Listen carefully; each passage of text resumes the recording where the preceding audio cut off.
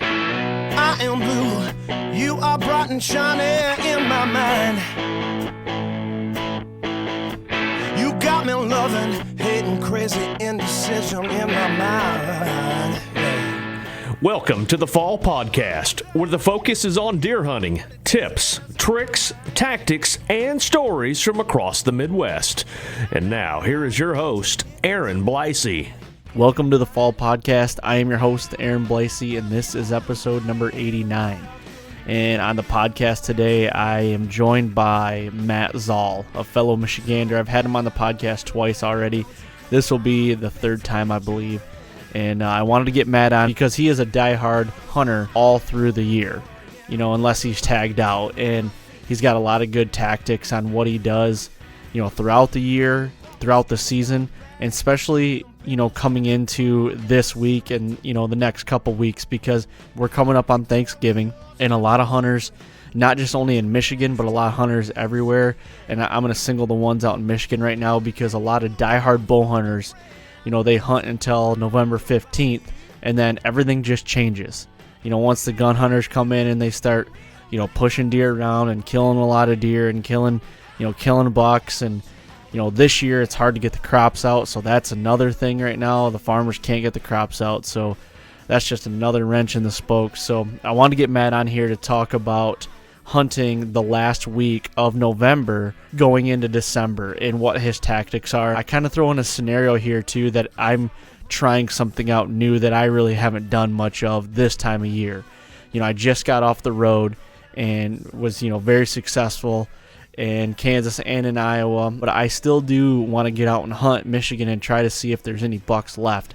And that's where I'm at right now. So I went in this last weekend. I did a scout tour. You know, I wanted to see what was left. You know, so I went in there and I pulled all my cameras, and I also just walked into spots where I normally wouldn't walk in, just because I want to see what's in there, what signs in there, is there any hot, fresh sign or anything. And that was my plan, and I did that, and I found a scrape that is hot. It's being used right now. I put a cell cam up. I hung a stand for the good winds that are coming up here in this next week, and I actually hunted it last night.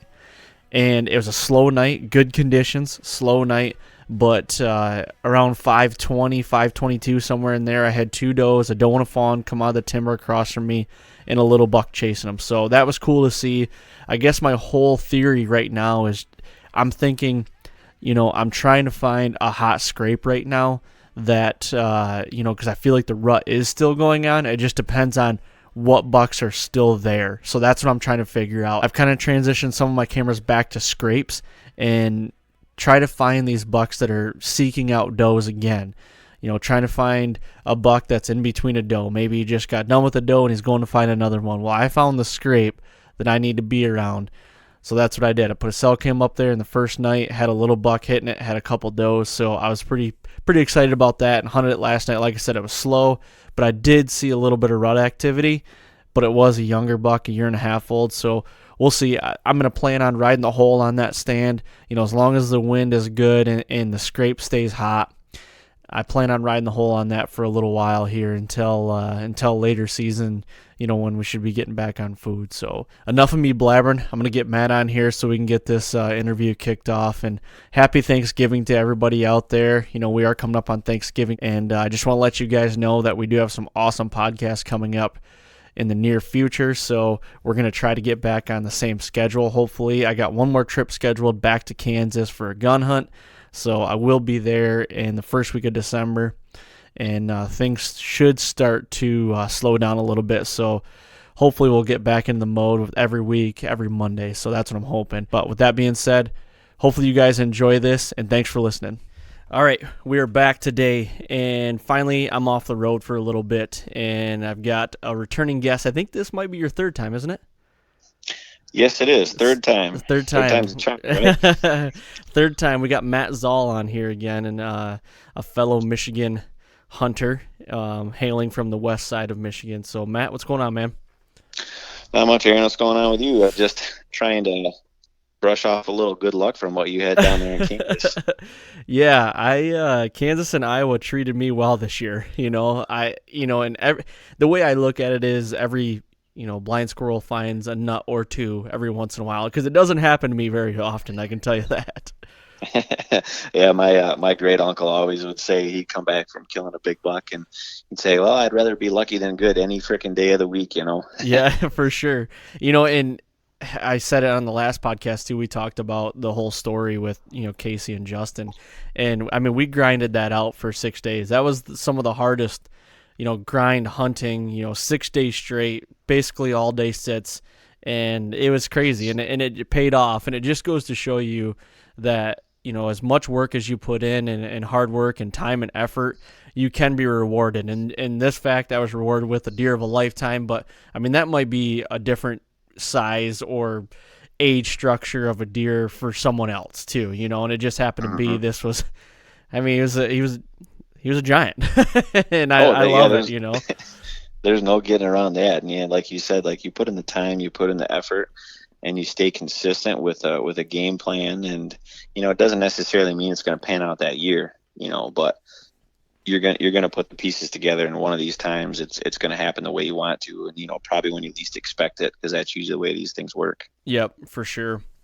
And that's what I like about whitetail hunting. I mean, I love I love to get out in the fall and do the hunting. I love it so much, but the prep work and the time and the hard work and sweat equity in the off season is what I even like it probably a little bit more. And I think it's because I like to try to be as prepared as I can be, and I kind of feed off that, and I like to have everything set and ready to go. So I'm a firm believer in hard work and stay into the grind. It will pay off. Oh yeah. Well, today, first of all, I want to ask you. I haven't talked to you in a while, just through text here throughout this fall, and I want to talk to you about first, how's your season going? And I know you're after a couple big deer, and have you been successful yet? The season has been one of the toughest seasons that I've had. Been hunting the lease, hunting state land a little bit in a couple spots, one spot down here by me, and then just got back from our opening weekend of rifle season up north.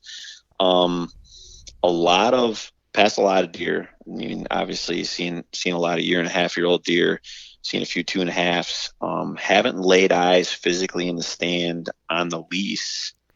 I haven't physically seen like a shooter from the stand. I did bump one day walking in, heading to a new stand that I haven't sat yet this year, but it overlooks a big hay marsh, and bumped a good wide 8 that didn't have on camera. So that was cool to see, but kind of disappointed at the same time.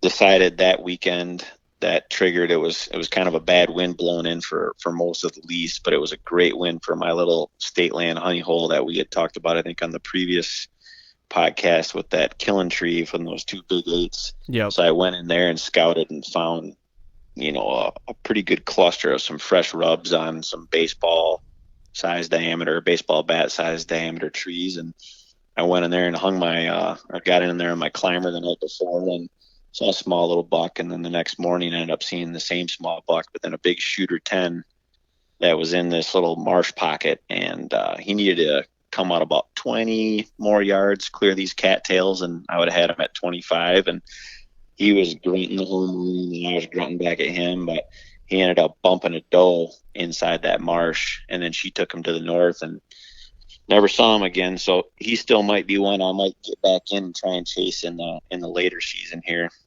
depending on how it looks from pressure wise around there. But chasing a giant up rifle season up in Alpena, that deer is probably going to haunt me for a little while. It's going to be one to remember for sure. Kind of one of those stories is should have been there yesterday type of things, but that's the way it goes. It is too. And you've been sending me pictures of this deer because you got him on trail cam, right? It's the same one that you sent me. This deer is a slob. I mean, he's a hammer for any state. I don't care where you're at. And I do need to get the coordinates for that stand as well. But I do want to talk about the killing tree because last time we were on this podcast, I told you I wanted the coordinates for that tree, and you still have not given them to me. So I need to figure out where that one's at too. I'm going to piggyback off you.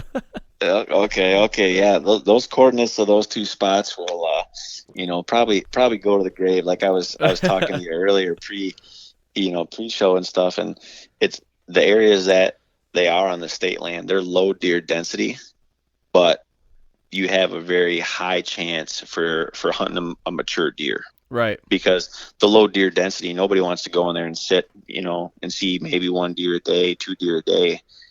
But at the same time, that's where those big ones like to be. They're undisturbed, they're unpressured, they're totally secluded. There's, we go into that spot and we usually only hunt it the first week of the season periodically in the different spots that we have in there. And then, to our knowledge, it's pretty much humanless for 51 weeks out of the year. For sure. Yep. So, there's bound to be big ones in areas like that you can figure out where those areas are. Yep. Well, I'm pulling for you, man. I know you're going up this weekend, and we're leading into Thanksgiving here, and you're going up this weekend. And hopefully, you'll be able to get on him and get him on the ground. But today, I've been kind of texting you, and I've been wanting to get some guys on that to get their opinion about later November hunting. And this kind of triggered me. I was successful in Iowa and Kansas this year, so we come back off the road, and it's rifle season here in Michigan. And any fellow Michigander can vouch for once November 15th hits, basically bow season's over. It's really hard to get after one with a bow, and I really want to get after one with a bow still. And right now where I'm at, and I don't know if it's where you're at as well, we're a couple hours away from each other, but where I'm at, there's a lot of crops up, a lot of standing corn still, and I think that's what the problem is. My wife hunted all day opening day on the main farm and saw only a couple deer, and my father-in-law the same thing, and kind of wondering why. I mean, we've had some decent bucks on camera, and we've had quite a few does, not a ton of does, but a few, and the deer just aren't there. Well, when I came back, I hunted Sunday night, so it would have been Sunday night of the opener. Opener was on Friday this year? Friday. Yeah. So it would have been that Sunday night, and I didn't see a deer. So my plan was to get out of the stand at after dark, and I was going to go pull my 3 best cameras, and I did that. And I haven't had a deer in daylight. Now, I'm talking a deer. Like, doesn't matter. Male, female, age, does not matter. I haven't had a deer in daylight hours on camera since probably the 1st of November, which is really, really odd for this farm because, I mean, the last couple of years I've had shooter after shooter, not even shooter after shooter, but does and little bucks, younger bucks, on camera in daylight that you could get after, coming into this latter part of November. Right. So this kind of triggered an idea, last spring I had went in, once the snow had come out, I went into the farm to kind of do a speed scouting, and figure out what was going on where I could see scrapes still.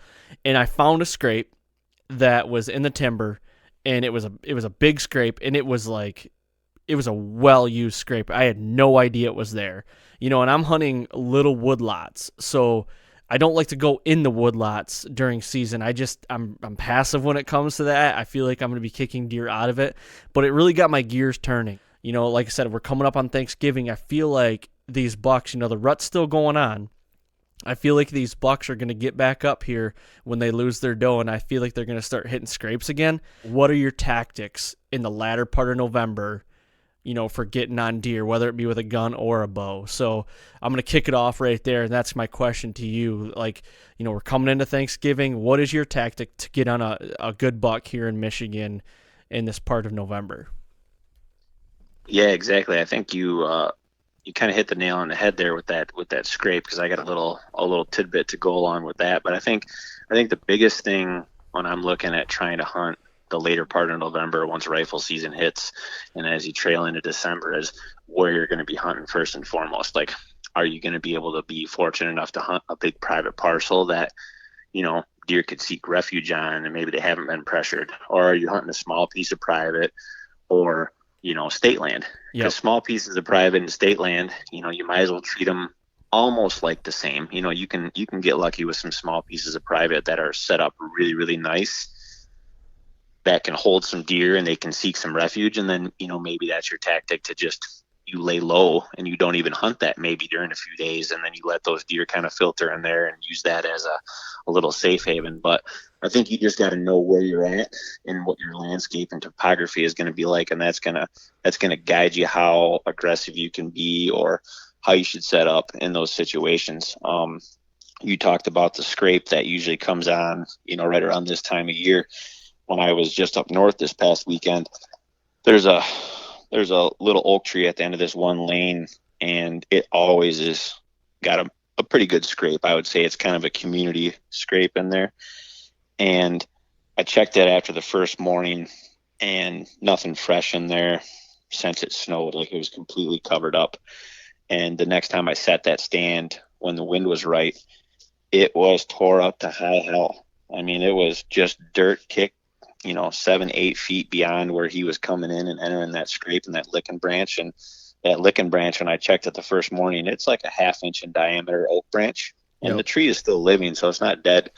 When I went back in there, he had that thing snapped and just hanging, and I'm like, oh boy.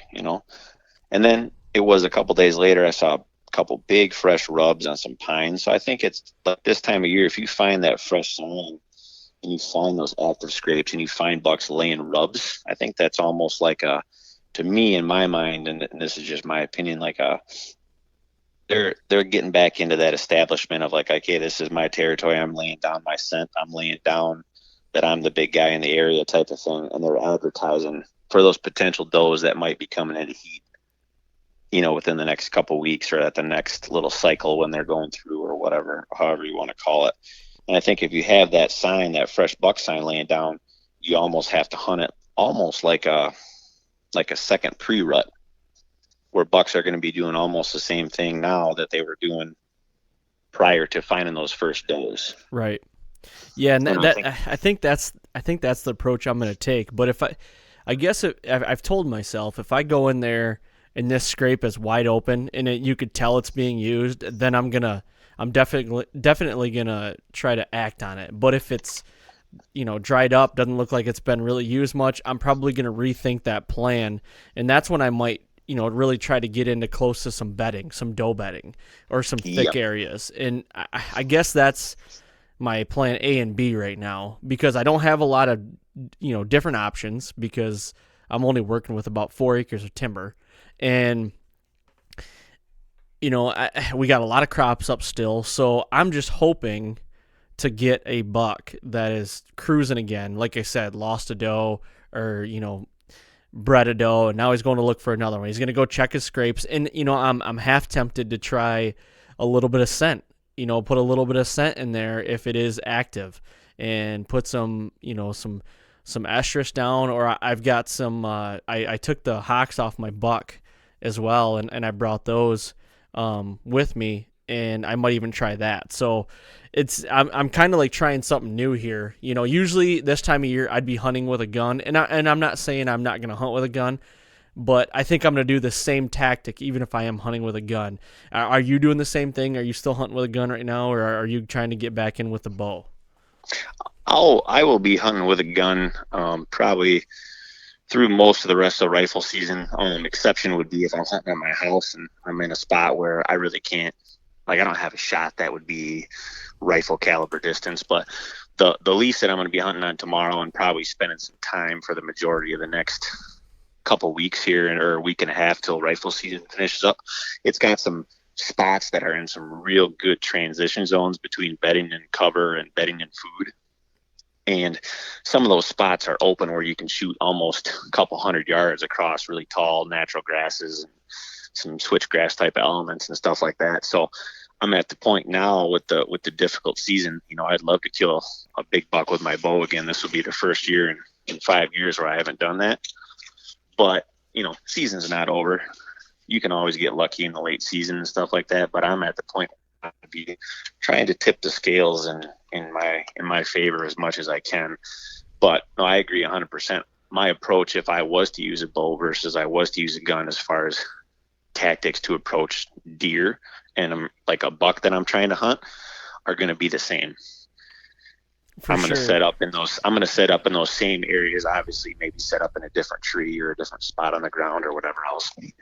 But based off of, what weapon you're choosing. But so let's say that you are going to go in with a bow for this last week of November. mhm.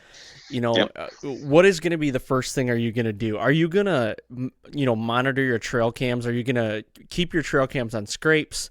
Are you going to put them in, near bedding areas, transition areas? Like, what is your tactic to try to figure out where the bucks are? Because, like I said earlier, every guy or gal in Michigan that is an avid Michigan bow hunter or gun hunter, I guess I should say bow hunter, because once November 15th hits, like I said, bow season it's not done, but it makes it pretty hard the rest of the season to get on, a good buck. So if you're trying to get on a good buck in the last, couple weeks in November, are you monitoring those cameras, or are you going to go in, try to get on a transition, or are you going to go to a spot where it's like, historically there's always good deer movement in this spot? Or lastly, are you going to go somewhere where you think a lot of hunters on like a public or a private might be pushing deer to cover possibly? I think, like, as far as going up to like my lease, my plan of attack tomorrow is going to be, I'm bringing my climber, I'm bringing my hang on set, and I have a plan of where I'm going to go sit tomorrow on one of our pre-hung stands for the morning. And my plan tomorrow, because I haven't been up there to check cameras since before rifle season, and the guys that did hunt it on the opener, they didn't see any shooters that were within range or anything like that. So my plan is going to be to set up on not an observation stand necessarily, but a stand that I was talking about, where I can reach out and touch one if I need to, and set up more of in those transition zones. And what I'm hoping to see is that buck coming, from out of the thick stuff, and he's going to be going and cruising and, maybe going downwind to those bedding areas. That's going to be my plan for the morning. Depending on what I see and how that looks is going to kind of dictate what I want to do the rest of the day. We leave cameras for the most part. We have some fixed cameras up there that are, some are over food, some are over, areas where we have had scrapes that notoriously tend to stay open instead of kind of die off. They tend to be those bigger ones. We got one up there underneath a big beech tree, and it's usually gets about the size of a dining room table by about this time of year, just because so many deer have been in there using it. So we usually use one there, but we'll also usually, most of the guys, the other three guys that share the lease, we also have, a couple spare cameras that we can always carry with us and pop them up where we see that we might need to do a little quick scouting, before the weekend's done, if we need to make a plan and switch of attacks. I think going in, my plan for private land tomorrow is going to be basically bringing all, the weapons on the table. I can be mobile if I need to, depending on what the sign looks like, or I can be in the areas where we have kind of pre-designated as good, rut or pre-rut activity as well. And then we always have those options to sit food as well. State land would be that different scenario where you're talking like about, maybe if hunters push deer to certain areas. I'll probably do some pretty decent size scouting walks between this weekend and next weekend, especially because if I get my bow back in my hand, I might be trying to sneak back into some public spots that, guys haven't drove into because it got too crappy or snow got too deep at one time and they didn't get as far back in as they wanted to for rifle.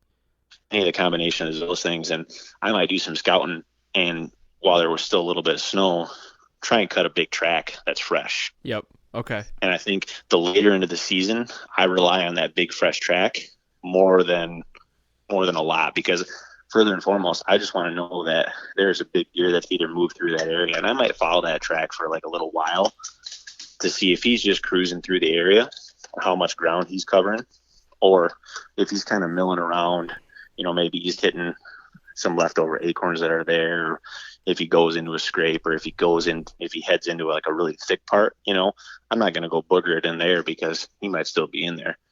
But I think like trying to locate that big, for me, has always proven to be something that I'd stick and I hold to pretty good. Yep. Because you can't lie. If there's a big track, there's a big deer. Yeah. I don't know. You're not going to have a trail cam photo of them necessarily unless you put one up there. But if you got a big track, he's going to be a mature deer no matter what he's going to score as far as bones on his head. For sure. And that's something you were talking about scouting. You're going to do like a quick scouting mission. And that's kind of where I'm at right now. That's something that I've done in the past, but not a lot of, and that's like coming into this, like I said, Thanksgiving time. And I just tend to not want to go into the areas where I'm hunting. But right now I've got the mindset of I need to find one of these shooter bucks, and I don't know where they're at. So I need to go in there, as scent free as I can, and I need to check these cameras. But as I'm doing that, I need to find some fresh sign, whether that be tracks, whether that be, scrapes or rubs. Rubs not so much probably right now for me, but I'm trying to find an open scrape. That is that for some reason in my head, in my gut, that's what it's telling me to do. And I'm not talking about like a scrape on a field edge. I'm talking about a scrape in the timber, maybe on the edge of security cover, or, on the edge of, maybe hardwoods to some thick stuff. I'm trying to find that scrape, and I think that's where I'm going to go with first. And I think that those types of scrapes, I mean, you could argue this any way you want to, but I consider those scrapes that are in more of those designated areas instead of seeming like at a random field edge or something like that where they're just laying them down. I think that those ones that are in the timber or on the edge of bedding or, in those transitions along trails or whatnot, I think those are as big of an advertising scrape as what you can come across. Those bucks lay down those scrapes. But, I mean, over the weekend, I watched 3 does come in, and they put their scent all over that licking branch. So they're, that buck lays down the scrape and he, pisses in it and rubs his glands all over it and stuff like that. And that doe is going to come along in there and do the same thing. And she's just going to let him know, like, hey, I'm here too, type of thing. So I think if you're finding something like that, that's right around that thick timber, I think he's trying to capitalize on his opportunities to say, well, I want to approach, or I want to be as close to as many potential does as I possibly can be still. Right. So I can have my best odds of trying to get up and hook up with another doe to breed another doe here.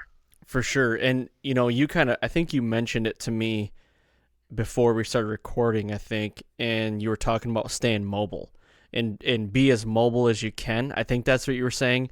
And I think that's the approach I'm going to take as well. I've got the perfect setup with a Millennium and some sticks to do a hang and hunt or hang and bang, and, go in there. If it doesn't work, and like right now, for some reason, the wind is like constantly switching in my area.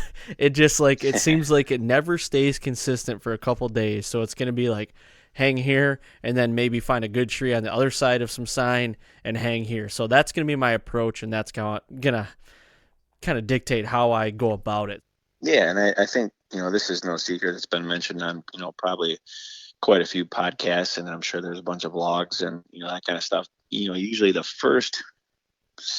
definitely the first time, but I would say within the first 3 sits you want to stand, that's going to be your opportunistic time to kill a buck, whether that's early season, whether that's, mid-season, or whether that's peak of the rut or pre-rut, whatever it is. There's no scent in that area. It's the first time something's been in that area besides just the regular daily activity.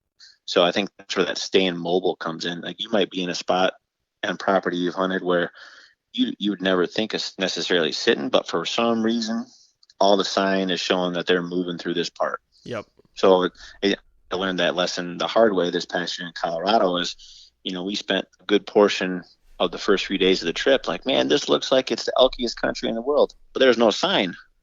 And It's like, why are we gonna? We're putting, why are you gonna waste your time? Miles, Exactly. Yeah. Don't put all your time sitting in the stand if the sign isn't there. I mean, obviously, if the visual is not there, that's a big obvious one. But if the sign's not there and the visual is not there, then you need to think about, okay, where are these deer? Because at the end of the day, you can't kill them if you can't see them. Yep. And that's the thing I have with the 1 acre farm. Like I said, all the woodlots, even my woodlots and the woodlots around me, are small woodlots. Even my neighbors I'm going to guess they have a difficult time with entry and exit because it's always through a field or, there's never a good entry and exit. So I deal with it, and, the woodlots I'm dealing with aren't that thick. You know what I mean? So it's going to be you either push in there and you're going to kick a couple deer out and then not worry about it, or you're going to push in there and not kick deer out, but there's going to be nothing in the woodlot until something comes in, tries to figure out, maybe look for a scrape, and like a buck comes in and checks his scrapes on his loop. You know what I mean? You might have a loop, or you might have a way of doing it, and that's kind of what I'm hoping for. And like you said earlier too, you get in these dense areas on the public land, and you said your deer density is really low, but you don't see a lot of deer. And I'm in the same boat. I don't see a lot of deer, but usually when you do see the deer, they're the type of deer that you're looking for. But it might take 7-8 sits before you see that deer, and it can get very grueling, and it could wear on you too. I mean, the mental game can be really tough in that type of hunting. Oh, it definitely can. I mean, I think I was fortunate enough in like this day and age where when I grew up hunting state land as a primary thing, but it was frustrating when I know that like I had friends that were hunting bigger private parcels, and they'd go out and there'd be nothing for them to see, a minimum 5 year sit. And when you're seeing deer and you're young, it's like, oh, that's pretty cool. It really can get you into it. But I mean, when I started hunting, it wasn't the case. I mean, I can remember still there's been 2 seasons where I've sat up north at deer camp. No matter what couple stands I went to sat, I got skunked. And I mean, when I was in my teenage years, part of it could have been I was sitting like crap, or I wasn't doing the right thing, or whatever else, and I may have been spooking deer and had no idea.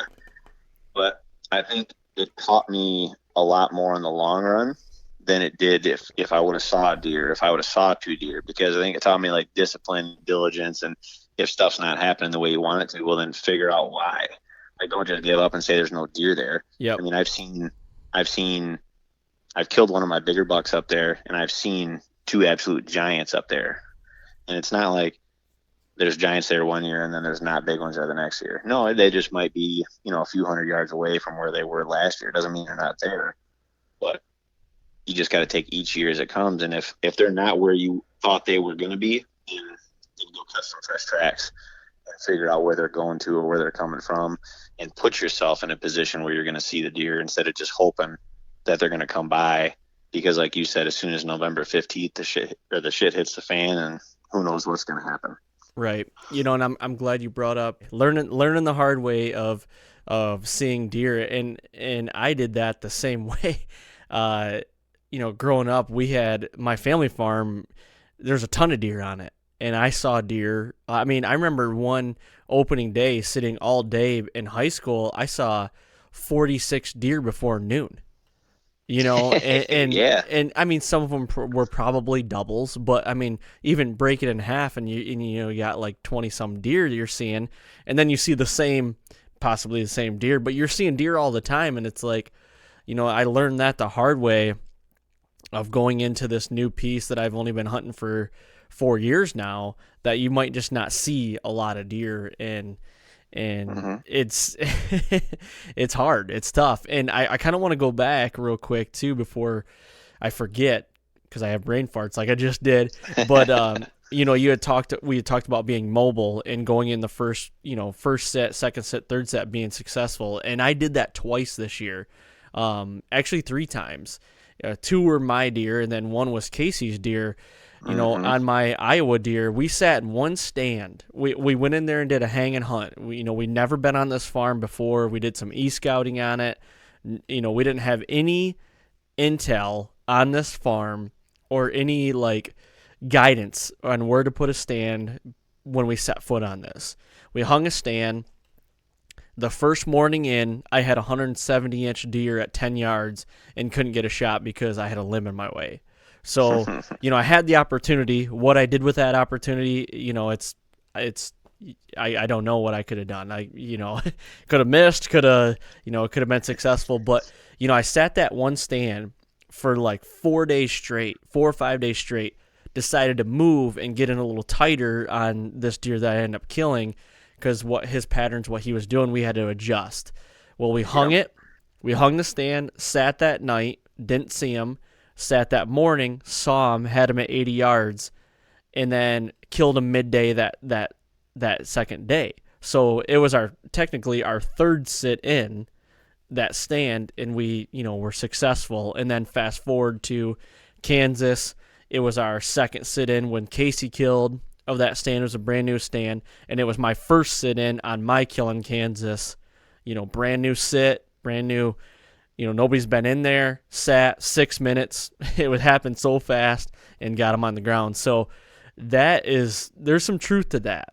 There's some truth to being in there the first few sits to being successful. And I think a lot of guys and gals can vouch for that too. I mean, especially on public land and a lot of mobile guys.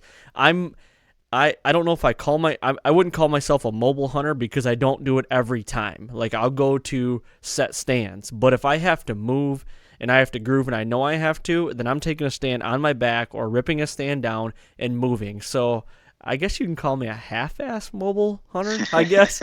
But I've done a lot of hang and bangs. I've been part of 6 hang and bangs, and 4 of them were booners.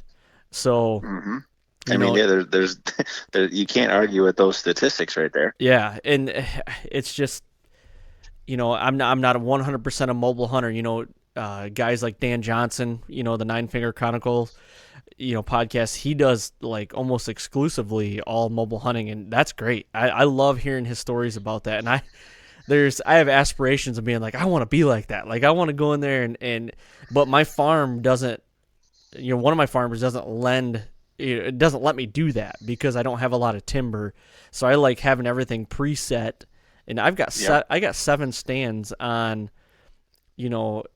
broke up between 4 acres of timber, but the 4 acres is kind of broke up. I've got 7 different stands for different winds and different scenarios. And, I just like being able to go in there and just as quiet as I can, get up there, sit down, and let it happen. But I like to adjust after that too. So if I see some movement that's different and I don't have a stand there, I'm going to adjust. Yeah, no, I 100% agree. And to your statement about that, we have preset stuff at the lease, and it's super nice and super, encouraging that you can sneak in there as quiet as you can. You don't got to worry about, you've been in that stand before, how you got to climb that tree peg, or how to climb that lat, whatever it is. Right. The thing that I think that I get caught up in a little bit of time is I think like, oh, those are the ones that are there. And I saw a couple good deer here before, and like I just assume that, it's always going to be a producer. But the thing that you don't is deer change their patterns. Stuff grows every year. They might shift it a little bit one way or the other. And I think that's the draw, like what you talked about, like you would strive to try and be a mobile hunter. I think that's like to truly be a mobile hunter, unless you own like a crap pile of acreage, you almost have to just adopt a season where you're just going to pursue a chunk of public land to get it done and dedicate a chunk of time to being mobile and saying, I'm going to hunt this chunk of national forest, and this is going to be the way it is. Yep. Because I think to truly be mobile enough the way you need to be, to where not just being mobile to pick and choose where you want to go, but mobile enough to know if you blow a set or if you blow a deer, go find another one. Yeah, you're okay with that. You have to be okay with that too. You do. You do. I hate blowing deer. Mm-hmm. Yeah, you got to be okay with that decision and okay with pushing a deer. And because coming from Michigan, and I think I even said it. After I killed my big one, I think it's even on film. I think it was in my talk after I killed him. In Michigan growing up, that's all I ever knew. I didn't start hunting out of state until 2014. I've only been hunting out of state for like 4 years. I've been filming for 7 years out of state, just not hunting them. But it's 2 different mindsets when you're filming and then you're hunting. It's totally different, and I'm not even going to get into that right now. But growing up in Michigan, I was always told, and I always had the mindset of, you hunt the whole season for one opportunity. Yep. At a decent deer, if you get that one opportunity. And if you do get that one opportunity, yeah, that's a huge if. And if you do get that opportunity, what you do with it, whether, we talked about it, if you miss, you are successful, that's to be seen. What happens with that opportunity. So coming into Iowa this year, I had this 170-inch deer first morning in at 10 yards, and I couldn't get a shot. He walks away. So I'm like bumming. Biggest deer in my life, bumming. Like, that was my one opportunity. You know what I mean? Right. And the next morning, I think it was the next morning, grunted in 150-inch 9-point to 35 yards, and he caught me drawing because I was skyline, and I just screwed up. That was my second opportunity. I'm like, how many opportunities am I going to get? So it's like, I'm just wasting time. I felt like I was wasting Casey's time, my time. I'm like, you really have to, like, you know, you just got to take these opportunities, and you have to be smart with them.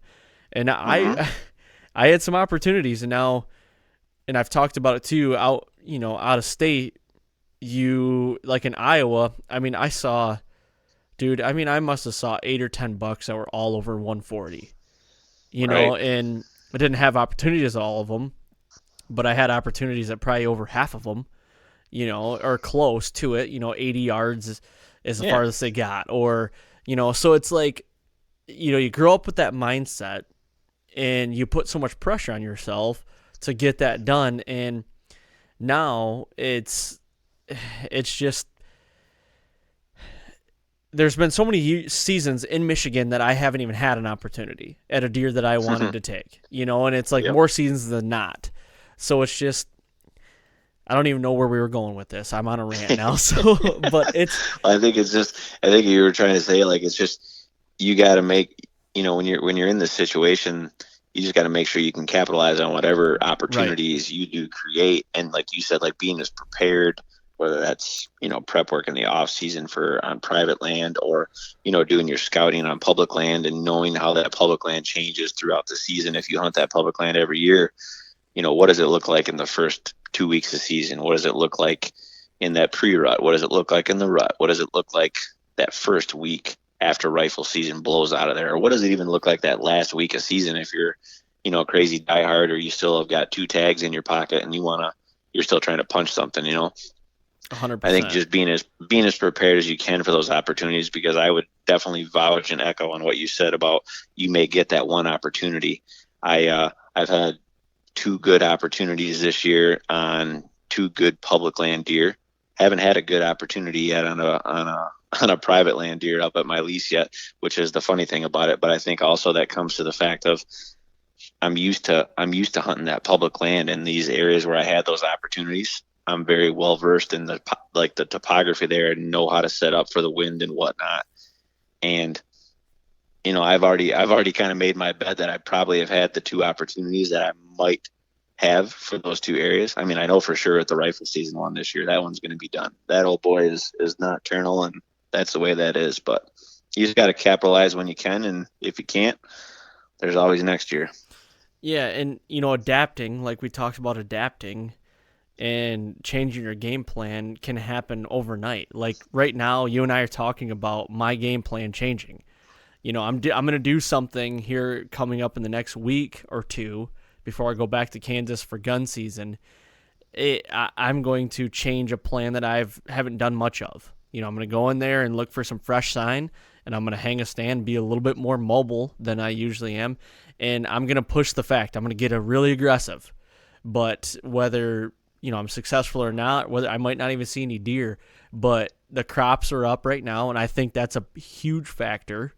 Because there's a lot of corn up around me still, and the farmers can't get it off because it's just so wet. And it rained again last couple days. It's raining still, and it's 48 degrees and it's raining. Dude, so everything's a sloppy mess. So, but I'm gonna try something different, and I think this is the time, for me anyway. And I challenge anybody else out there listening to this. And I think it's probably easier for me to say this because I've filled 2 tags, already this year. That could be very easy for me to say, but challenging everybody just to get out and do something a little different. Push the envelope a little bit more, whether it's with a gun or a bow. Push it a little more, get a little deeper, or just go outside the box and be like, I'm going to do this. Whether my gut tells me not to do it, and my head tells me not to do it, but I'm going to do it anyway. You might uncover something that you never knew before, and that's going to make you grow as a hunter and grow as an outdoorsman. And that's where I'm at. I want to take that next step and that leap and try it and see what happens. I might fall flat right on my face, but we will see for sure. Yeah, no, I mean, and I agree. Like, I think everybody's mindset when hunt season for it kicks off, whether it's us here in Michigan, October 1st or mid-September in a lot of other states, you're hunting deer on patterns and you want to be conservative. You want to be in the outskirts. You want to stay safe. If something happens to happen, that's awesome. But I think as the season moves on, you're in a position where, bucks start to get goofy. Bucks start to only be paying attention to does, and they're running around all over the place at times. But I mean, you could have a buck totally downwind running a doe, and it could be a strong breeze, and that 99 times out of 100, if that buck was by himself in the early season, he was 100 yards of you, and he would have known that there's something goofy going on. For But now sure. he just ran right by your stand at 25 yards. So I think there's a level of aggressiveness that you can just steadily increase as the season goes on, and it's a safe bet to be able to do as long as you're still smart about it. Like, Yep. doesn't mean you can throw caution to the wind and just Yep. go Annie Oakley out there and just do whatever you want to do. But man, you can definitely kick up the aggression a little bit, and I think that aggression is going to allow you to learn a lot, because you're either going to be successful or you're not. And that a lot of times that not successful is not going to be because of a lack of trying or putting yourself. It's probably going to be because you probably like flirted with the line a little too much. For sure. And Yep. then okay, well, next year in this scenario, maybe I'll do it this way, or maybe I'll do it this way. Mm-hmm. But I think that's kind of, as the season gets on, that's probably my underlying factor, no matter where I'm hunting, is I'm not afraid to get a little bit more aggressive, because deer turning nocturnal, you're into that part of the season where deer already getting educated and getting buttered up. So it's not like it's the beginning of the season where you're going to push a deer off your piece onto your neighbor's piece and he's going to shoot him. Right. Yep. Like, if you got a deer that's already nocturnal, that old boy is nocturnal no matter where he's going to be at. Like, he says, screw this season, I'm just going to stay tight, and that's the way it's going to be. So, stay mobile, go find a deer that you can actually hunt, and then just hope for the best and have a little luck on your side. And capitalize on that opportunity if you get it. Yeah, you know what? You don't spend 3-4 months shooting your bow, Yep. putting in all this time in prep, and then walking quiet and silent through the wood. You don't do all that stuff just for no reason at all. When you have that opportunity, you just got to make sure that you're giving your 100% best effort, and let the chips fall where they may. For sure.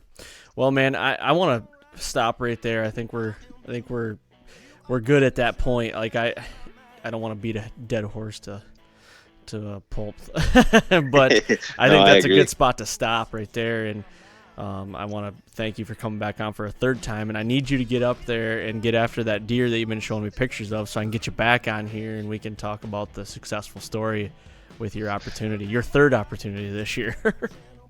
I would love that.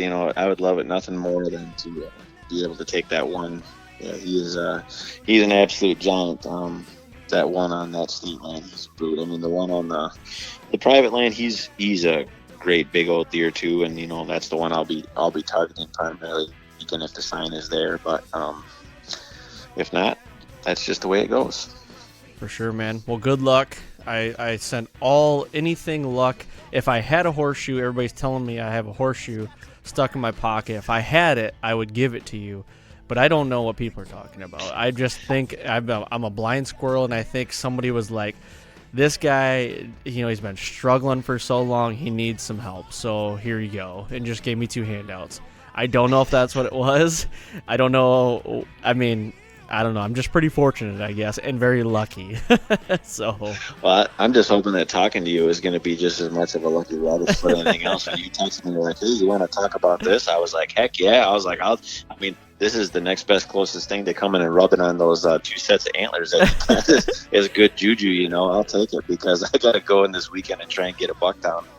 Yeah, you will, man. You grind it out too much to not have those opportunities, and you know so much about deer and whitetail hunting, and that's why I love talking to you about it. But you talk about rubbing on the antlers. I brought the Hambino into the studio this week, and it was the first time our mutual friend Adam, could see him. And right. If he could have took him home to Kelsey, they both would be rubbing him right now, because they're struggling behind the house right now to see deer. and he's just, I think he was starting to rub the antlers like clear, rubbing all the ivory, I guess you could call it, off. So that's funny. He just messaged me the other day and he asked me if I was going to be in town next weekend for Thanksgiving, so I'll have to give him a hard time about rubbing the antlers and yep. all that type of stuff too. So well, cool, man. Well, thank you for coming on and doing this, and stay in touch, especially this weekend, and hopefully you and your family have a great Thanksgiving, and yeah, good luck out there, and keep in touch, man.